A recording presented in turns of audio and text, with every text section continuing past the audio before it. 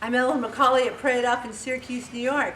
And you know, one of the things I've never talked about, and it came up the other day, because one of the people in my group was saying, in this group, was saying at the scale, I cannot stand to be around this one person in my life. When I am with them, after they leave, I don't care. I have to eat something bad.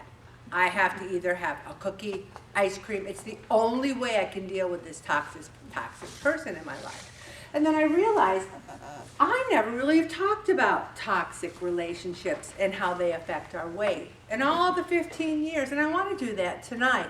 You know, all relationships have their ups and downs, and a toxic relationship is one that threatens you emotionally, psychologically. It threatens your physical well-being. It can make you feel unimportant, unsupported, controlled, manipulated, upset, angry, or unsafe. And there are different categories of toxic people. And they don't have to be this way all the time. They're just that way maybe when they act with you or when there's certain situations. And the first one is the narcissist.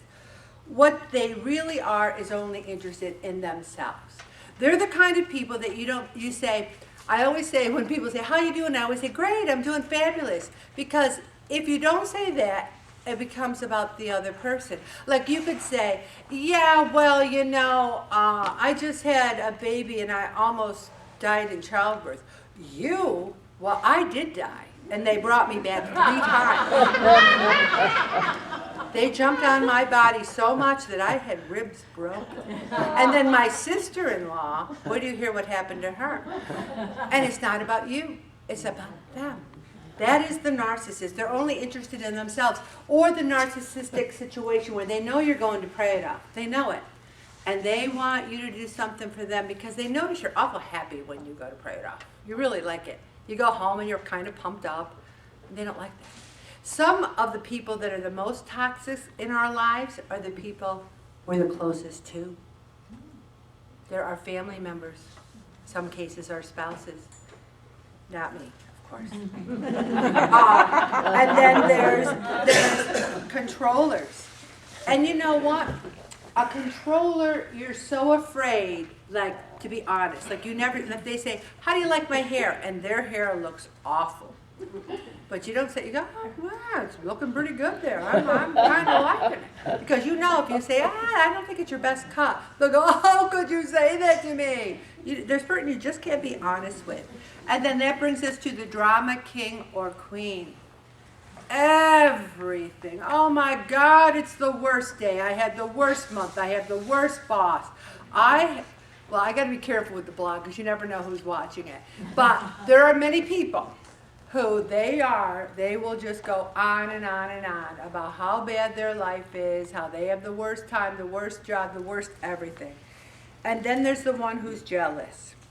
And what I love about jealous people is they're so often ask you negative questions. One of my favorite ones happened to me junior year in high school when this one girl said to me, you're not going to the prom, are you? Do you hear the question? You're not going to the prom, are you? That means she already decided I wasn't. I'm like, well, yes, I'm going. You are? With who? I go, well, your boyfriend decided to break up with you and he has. And she went, well, and she went, and kind of walked away. But I never forgot that. You're not going to the prom, are you? Also, the compulsive liar. I have someone I know who lies about everything. Every single thing. And I know it. I know they're lying. I know they're lying. If they're late, they're like, oh my gosh, a deer ran out in front of me and I could feel their front legs on my bumper. I know it didn't happen. It didn't happen. There was no deer. You ever have people like that? You know it's not true. Also the vampire who tries to suck the life right out of you. Oh, I'm so tired. Can you just do this with me and for me and by me and with me? The victim, poor me. Oh, I know a victim. Oh my gosh, they've never done anything wrong in their life. It was always everybody else. And the enabler. how often are a neighbor, they're people pleasers. They just don't want any trouble. They're just going to enable that. That's a toxic. That can be toxic too. How to recognize that you're in a toxic relationship. You have to prove yourself because you think you're not good enough. You're not accepted for who you are. You're emotionally drained of energy. I had a group of friends, and I would leave a group gathering, and I would hear from this one or that one. Do you know what they said about you? You know, they said you were doing this or that, or, you know, that you shouldn't have had that meal because you're fat anyway. And then this one would tell me what that one said. And I just always would feel so uncomfortable. And I said, why am I doing this? Why am I doing this? So then I didn't break up. I just, oh, no, I can't make it. I can't make it. Oh, I want to. I'm so sorry. I just segued out. No regrets. No regrets. And I surrounded myself with people who make me feel good about myself. And I want to make you feel good about yourself. And if you can't be your true self, now I don't mean your true self have to say, oh, that shirt looks like crap on ya. You don't have to be that true of a self, but you can just be who you are. Also, why do people engage in toxic relationships? You know, back in the day, I had a few toxic boyfriends because I was chunky and I felt, you know, am I going to find Mr. Right? And someone would ask me out. And the one guy was like, if you lose 50 pounds, we'll get engaged. You know, if you lose that weight, we'll get engaged. And if I reflect back on it, anyone who tells you to lose weight, then you'll get engaged, means that what? You get married and you gain weight back and you get a divorce, or what?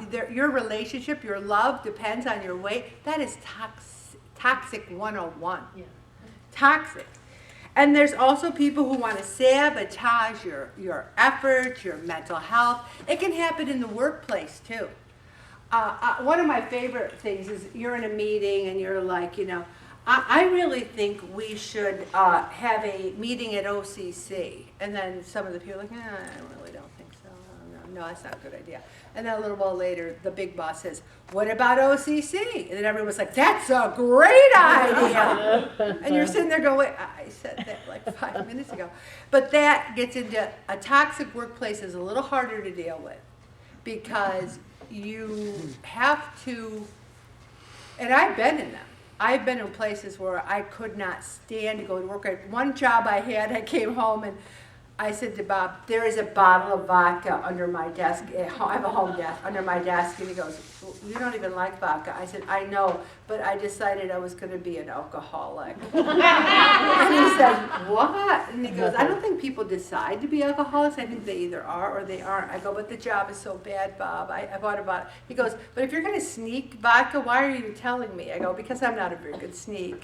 But I hated that job so much, I wanted to drink vodka, and I don't even like vodka. So if you feel that way, you have to leave that kind of environment, because if something affects you to the point where it's making you drink, making you eat, it is a toxic. And I'm going to stop right there.